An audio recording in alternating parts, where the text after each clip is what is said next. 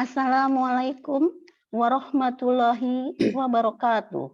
Waalaikumsalam warahmatullahi wabarakatuh.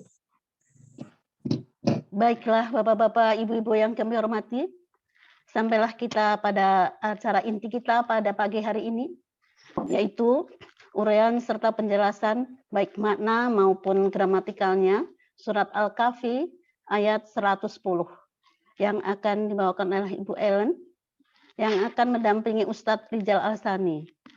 Kami sapa dulu Ustadz. Assalamualaikum Ustadz. Waalaikumsalam, Bu Wi. Waalaikumsalam warahmatullahi wabarakatuh semuanya yang ada di Zoom. Sehat. Alhamdulillah. Sehat Ustadz. Sehat selalu, Bu. Assalamualaikum Bu Ellen. Waalaikumsalam, Bu Ya, Di. sudah siap ya Bu? Insya Allah. Sangat siap. Siap superlatif. Ya. Baiklah Ustadz dan Bu Ellen, kami persilahkan dengan hormat. Oke, syukran Bu Wi. Bismillahirrahmanirrahim. Assalamualaikum warahmatullahi wabarakatuh. Waalaikumsalam warahmatullahi wabarakatuh. Alhamdulillahillazi hadana lihaza wa ma kunna linahtadiya la hadana Allah. Asyhadu la ilaha illallah wahdahu la syarikalah wa asyhadu anna Muhammadan abduhu wa rasuluhu la nabiyya ba'da. Qala Allah Ta'ala fil Qur'anil Karim, a'udzubillahi minasyaitonir rajim. Bismillahirrahmanirrahim. Inna nahnu nazzalna dzikra wa inna lahu lahafizun. Qala Nabi sallallahu alaihi wasallam, khairukum man ta'allama al-Qur'an wa 'allamahu. Sadaqallahul azim wa sadaqan nabiyul karim wa nahnu ala dzalika minasyahidin wa syakirin. Alhamdulillahirabbil alamin. Pertama-tama, marilah selalu kita bersyukur pada Allah Subhanahu wa taala atas segala limpahan rahmat dan karunia dari Allah yang tak pernah putus kepada kita semuanya. Nikmat kita diberikan Allah Islam, satu-satunya agama yang Allah ridai. Nikmat Allah berikan kita iman. Dengan iman ini kita mampu melaksanakan perbuatan-perbuatan baik, amal-amal soleh, dan menjauhi larang-larangannya. Kita Allah berikan nikmat panjang umur sehingga kita punya kesempatan untuk bertaubat kepada Allah dan berbanyak amal ibadah yang baik. Kemudian Allah berikan kita nikmat sehat badan sehingga kita dapat kembali melaksanakan kegiatan kita dengan sempurna, terutama hadir di majelis yang kita cintai ini. Kemudian Allah berikan kita nikmat mencintai Al-Quran, yang tidak semua orang Allah berikan. Hanya orang-orang pilihan, hanya orang-orang tertentu lah yang Allah berikan nikmat mencintai Quran. Tidak semuanya. Dan ini adalah kalamullah, firman-firman Allah. Dan kita bersyukur ada di area itu. Alhamdulillah. Dan kita berjanji sama Allah, ya Allah kami tidak akan pernah meninggalkan Al-Quran lagi. Dimanapun kita berada, tiap hari insya Allah Al-Quran kita bahas. Baik, pada pagi ini saya didampingi oleh Bu Ellen yang sudah siap kayak ini, teman ceria. Assalamualaikum Bu Ellen. Waalaikumsalam Pak Ustadz. Mana Bu Ellen posisi sekarang ini? Sekarang di Pontianak. Pontianak? Iya, Kalimantan Barat. Oh. Sekarang aktivitas Ibu sehari-hari apa Ibu? Saya sekarang ibu rumah tangga. Oh, asli Palembang. Udah pensiun, Ustaz. Oh, udah pensiun. Akuran aja lagi ya, kita kulik ya.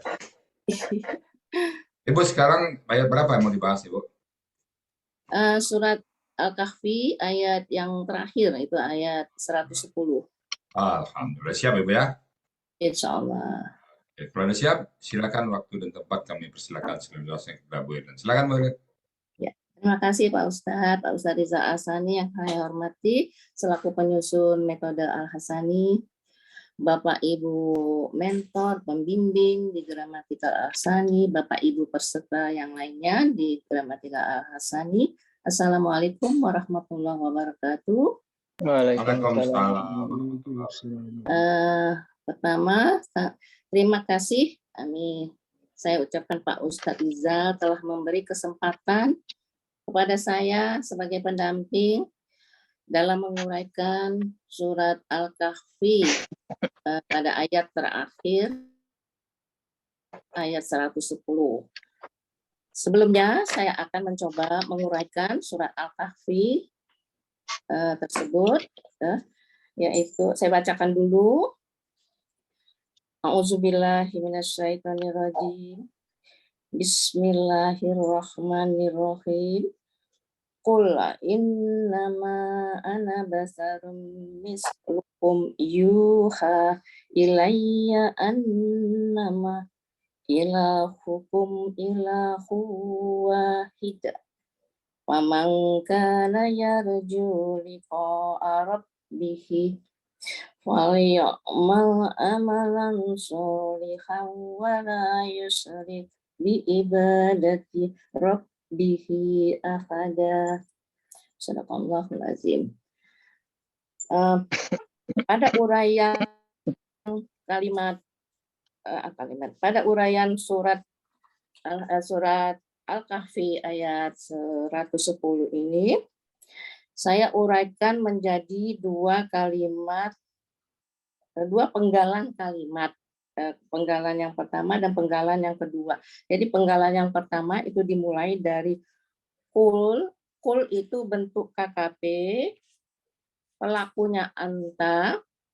KKP berasal dari KKSAD, yaitu takulu. Itu menjadi kulu. Karena ada dua huruf sukun di antara kulu, itu jadi wawnya menghilang. Itu waw huruf sia, itu menghilang menjadi kul.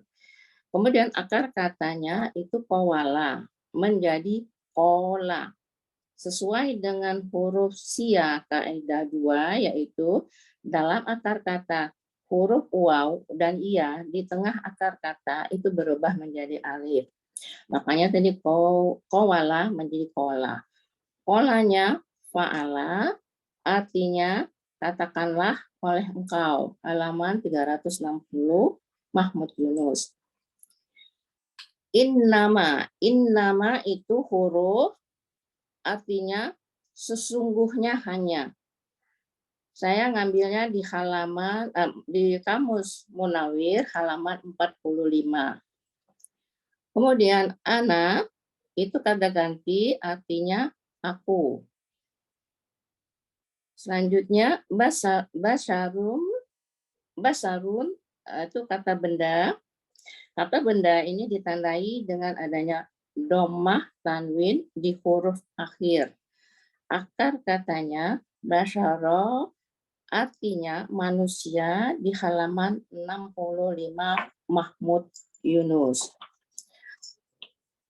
Penggalan yang selanjutnya yaitu mislukum. Mislukum ini kata benda yang terdiri dari kata benda mislu dan kata ganti kum. Kata benda mislu itu aslinya itu mislun. Jadi tanda kata bendanya adalah tanwin dhammah di huruf akhir. Karena bertemu dengan kata ganti itu menjadi mislu. Akar katanya masalah, artinya seperti di halaman 410 Mahmud Yunus. Kemudian kata ganti kum itu dari antum, artinya kalian. Jadi mislukum artinya seperti kalian. Selanjutnya yuha. Yuha ini bentuknya KKSAD pasif. Ciri KKSAD-nya itu didahului huruf U. Ciri pasifnya yaitu dhammah sebelumnya, dhammah dan fathah, jadi U dan H. Pelakunya huwa, akar katanya wahaya, polanya af'ala itu cirinya dhammah, sukun, fathah. Artinya dia diwahyukan di halaman 494 Mahmud Yunus. Selanjutnya ilayya. Ilayya ini adalah terdiri dari ilayya dan ya sukun. Ilayya itu huruf. Huruf artinya kepada, kemudian ya sukun itu kata ganti dari ana artinya ku. Kemudian an-nama itu huruf artinya sesungguhnya hanya. di halaman 45 Munawir. Selanjutnya, penggalan selanjutnya itu ilah hukum. Ilah hukum ini kata benda majmuk terdiri dari kata benda ilahu dan kata ganti kum. Kata benda ilahu itu aslinya itu ilahun. Jadi kata bendanya ditandai dengan tanwin, domah di huruf akhir. Itu menjadi ilahu karena bertemu dengan kata ganti. Akar katanya alaha artinya Tuhan di halaman 36 Munawir. Saya ngambil Munawir, ada akar katanya alaha. Di Mahmud Yunus saya tidak ketemu akar katanya alaha. Kemudian kata ganti kum itu untuk antum artinya kalian. Jadi ilah hukum artinya Tuhan kalian. Kemudian ilahun kata benda ditandai dengan tanwin domah di huruf akhir. Akar katanya alaha artinya Tuhan di halaman 36 Munawir. Kemudian selanjutnya penggalan selanjutnya yaitu wahidun. Wahidun ini kata benda superlatif. Tanda kata bendanya tanwin domah di huruf akhir. Dikatakan superlatif karena itu adalah salah satu nama Allah yang di Asmaul Husna, yaitu ya Wahid. Artinya yang Maha Esa. Ada juga di halaman akar katanya wahada halaman 494 Mahmud Yunus. Jadi arti dari penggalan kalimat yang pertama ini adalah katakanlah oleh engkau sesungguhnya aku hanya manusia seperti kalian yang diwahyukan kepadaku. Sesungguhnya Tuhan kalian hanya Tuhan yang Maha Esa. Kemudian penggalan kalimat yang kedua itu berupa kalimat syarat dan konsekuensinya. Kalimat syarat itu dimulai dari faman kana yarju liqa rabbih. Jadi fa artinya penggalan pertama fa artinya maka, fa huruf artinya maka, man huruf syarat artinya barang siapa. Huruf ini dapat mempengaruhi huruf akhir dari KKSAD setelahnya, yaitu dengan menghilangkan huruf akhir dari KKSAD. Ada di halaman 32 materi. Kemudian kana. Kana ini adalah KKL, cirinya huruf na di akhir kata. Pelakunya huwa, akar katanya kawana. Itu menjadi kana. Ini sesuai dengan huruf sia, satu huruf, kaidah 2, yaitu dalam akar kata huruf waw dan ya di tengah akar kata berubah menjadi alif. Jadi kawana menjadi kana. Ola, fa'ala, artinya dia adalah di halaman 386 Mahmud Yunus. Kemudian selanjutnya itu yarju. Yarju ini bentuk KKSAD. Bentuknya KKSAD-nya yang tidak sesuai dengan aslinya. Karena dia didahului oleh huruf syarat man. Yang menghilangkan huruf na itu menjadi alif. Jadi KKSAD yang aslinya yaitu yarjuna. Jadi ciri KKSAD-nya itu adanya huruf ya di depan dan huruf waw sukun na di belakang. Pelakunya hum, akar katanya roja. Akar katanya roja karena ada huruf sia maka berlaku satu huruf sia kaidah 7, yaitu dalam KKSAD setelah dibuang huruf KKSAD-nya tinggal 2 huruf, dengan pola sukun harkat atau pola mati hidup. Jadi maka tambahkan huruf sia di belakang dengan sistem try and learn. Maka didapatlah kata akar katanya roja. Polanya fa'ala, artinya mereka mengharapkan, di halaman 139 Mahmud Yunus. Kemudian liko arab bihi. Ini kata benda majemuk yang terdiri dari dua kata benda, yaitu likoa dan robbi, dan satu kata ganti yaitu hi. Kata benda likoa yaitu tandanya adanya huruf harusnya likoan. Jadi likoa karena bertemu dengan kata benda selanjutnya ya. Akar katanya lakia, artinya pertemuan, halaman 401 Mahmud Yunus.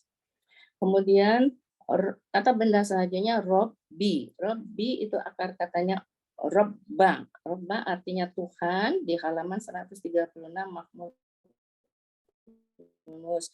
Kemudian kata gantinya hi itu untuk huwa, artinya nya. Jadi liko arab bihi, pertemuan dengan Tuhannya.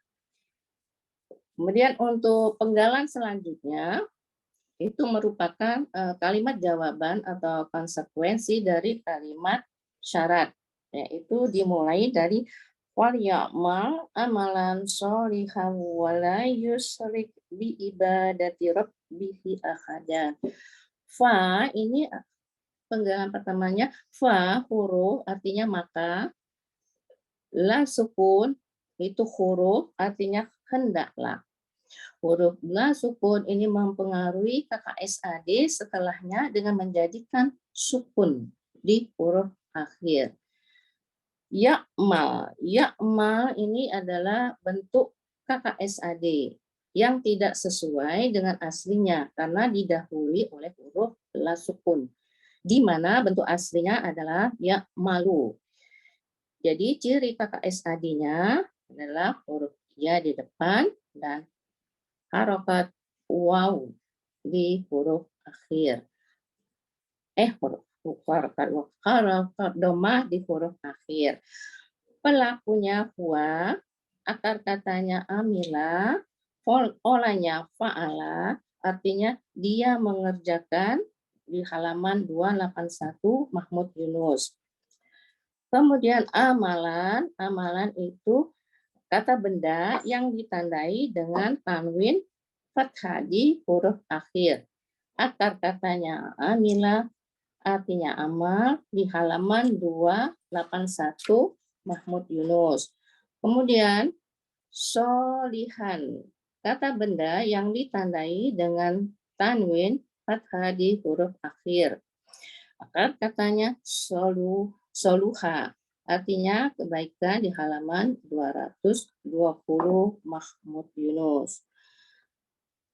Penggalan selanjutnya yaitu wa huruf artinya dan, la huruf artinya janganlah. La artinya janganlah karena dia mempengaruhi huruf akhir KKSAD setelahnya dengan cara mematikan baris akhir kata kerjanya di halaman 31 materi.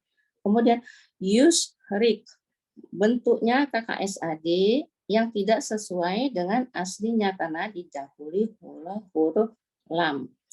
Bentuk aslinya adalah yusriku. Jadi ciri KKSAD-nya adalah huruf yu di depan dan adanya domah di belakang. Pelakunya huwa, akar kata syarika, pola af'ala ditandai dengan domah sukun kasroh. Artinya dia mempersekutukan. Ada di halaman 196 Mahmud Yunus. Kemudian selanjutnya bi itu huruf jar yang artinya dengan. Ibadati bihi ini kata benda majmu yang terdiri dari dua kata benda, yaitu ibadati dan Robbi, dan satu kata ganti yaitu hi. Kata benda ibadati itu tanda atau cirinya karena didahului dengan huruf jar di awal sehingga mengkasrah tanda dari kata benda. Kata benda ini jamak dengan tanda adanya penambahan alif di huruf kedua. Akar katanya abada, artinya ibadah di halaman 252 Mahmud Yunus. Kemudian kata benda yang kedua itu Robbi. Robbi juga diawali dengan huruf, tandanya diawali dengan huruf jar dan juga mengkasrohkan di huruf akhir. Akar katanya Robba, artinya Tuhan, di halaman 136 Mahmud Yunus. Artinya nya. Jadi ibadati Rabbihi artinya ibadah Tuhannya. Kemudian akhadan ini kata benda dengan tandanya adalah tanwin fathah di huruf akhir. Akar katanya wahada di halaman 494 Mahmud Yunus. Artinya yang esa ada di halaman 494 Mahmud Yunus.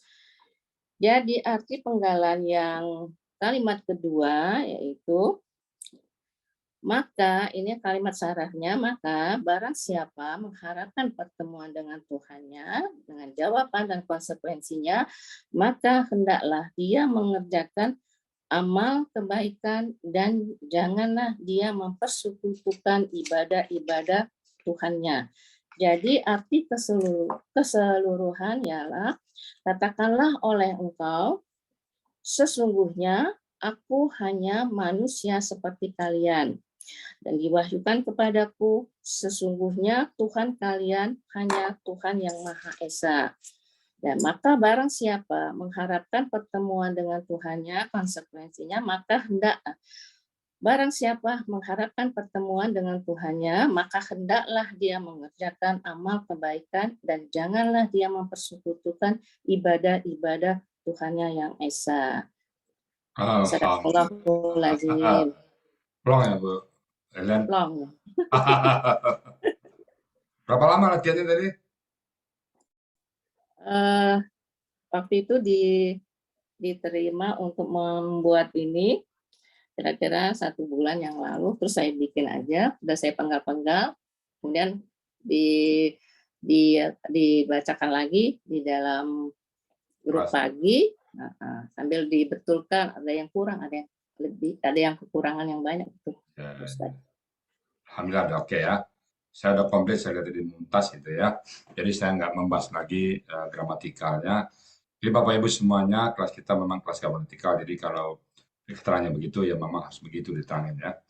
Baik Bapak Ibu semuanya, saya cepat tambahkan konteksnya aja. Bismillahirrahmanirrahim.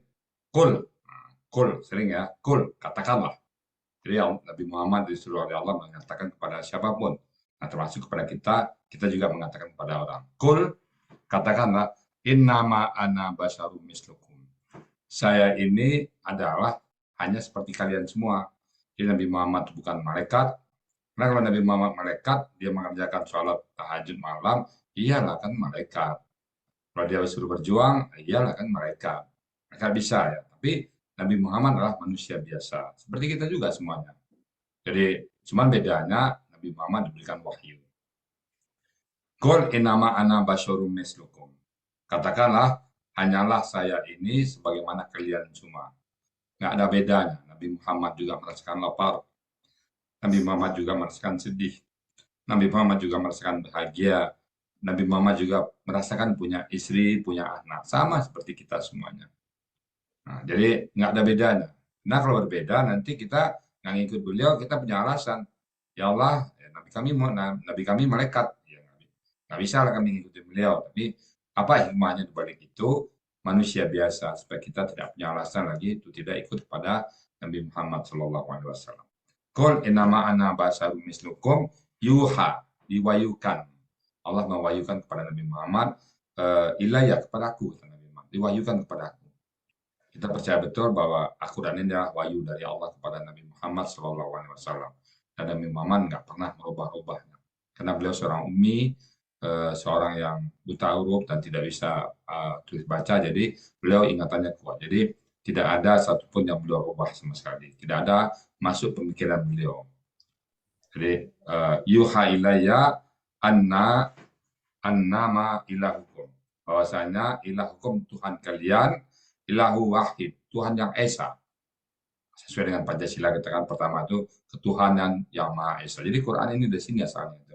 Jadi ilahukum ilahu wahid. Tuhan engkau adalah Tuhan yang esa. Tuhan kita nggak banyak, only one, satu aja. Tidak 3, tidak 7. Nah, di ayat lain, qul huwallahu ahad, Allahu samad, lam yalid, tidak beranak, lam yalid, walam yulad, dan tidak diperanakan. Walam yakul lahu kufuwan ahad, dan tidak ada pun yang sama dengan Allah. Jadi ilahukum. Faman kana yarju liqa rabbih, dan barang siapa, maka barang siapa, karena dia adalah yarju, mengharapkan liqa rabbih, pertemuan dengan Tuhannya. Kita sangat berharap ya, karena bagaimanapun nikmat terbesar yang pernah kita rasakan selama kita hidup, selama kita nanti dalam perjalanan perang mahsyar sampai ke surga, nikmat yang terbesar adalah bertemu dengan Allah. Kita yakin, seyakin-yakinnya, satu saat kelak kita nanti dengan ibadah yang kita laksanakan di dunia ini, kita akan bertemu dengan Allah. Dan hari itu tidak kita ragukan lagi. Jadi faman kana yarju liqa rabbih falyamal amalan shalihan. Maka barang siapa yang mengharapkan pertemuan dengan Allah, Tuhannya, maka hendaklah dia beramal dengan amal-amal yang soleh. Amal-amal yang disuruh oleh Allah Subhanahu wa taala. Tidak beramal sesuai dengan keinginan sendiri, tapi sesuai dengan tuntunan-tuntunan yang diajarkan oleh Rasulullah SAW. Dan tidak cukup itu aja. Yang kedua adalah wala yusyrik bi ibadatin. Dan janganlah mensekutukan sesuatu apapun dengan peribadatan ahad satu pun. Nggak boleh. Kita nggak boleh nyembah Allah juga, tapi percaya juga kepada kayu. Kita nyembah Allah juga, tapi percaya juga kepada dukun. Kita nyembah Allah juga, tapi percaya kepada letak tangan. Ada juga orang percaya juga kepada cuaca. Jadi kita hanya semata-mata menyembah Allah dan tidak pernah menceritakan apapun. Insya Allah dari sini akidah kita murni.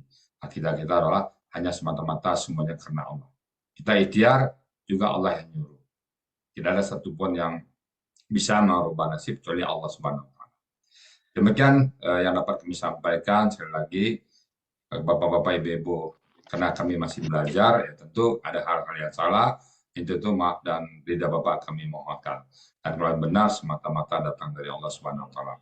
Dan bagi Bapak-bapak, Ibu-ibu yang baru bergabung pada pagi ini, andai saja tidak tersapa oleh kami, sebenarnya kami ingin menyapa Bapak Ibu semuanya, tapi karena waktu juga, kami mohon dibukakan pintu maaf sebesar-besarnya, dan kami berharap Bapak Ibu tetap setia bersama Al-Hasani. Demikian kami sampaikan, kurang mohon maaf, dan kami kembalikan kepada Bu Wi sebagai moderator. Billahi taufiq wal hidayah. Assalamualaikum warahmatullahi wabarakatuh. Waalaikumsalam warahmatullahi wabarakatuh. Alhamdulillah muntas ya. Selamat untuk Bu Ellen. Yang kasih Bu Wi. Bu Ellen ceria. Demikianlah uraian gramatikal terjemah Al-Quran metode Al-Hasani. Surat Al-Kahfi ayat 110 yang telah diuraikan oleh Ibu Ellen dengan jelas, tenang menguraikannya sehingga para peserta yang mencatat ataupun bisa mengikutinya dengan baik tentunya ya. Dan juga penjelasan dari Ustadz yang lebih menambah kita semakin bertekad untuk lebih mendalami terjemah Al-Quran ini tentunya. Untuk itu pada kesempatan ini marilah kita ikuti diskusi ataupun tanya jawab.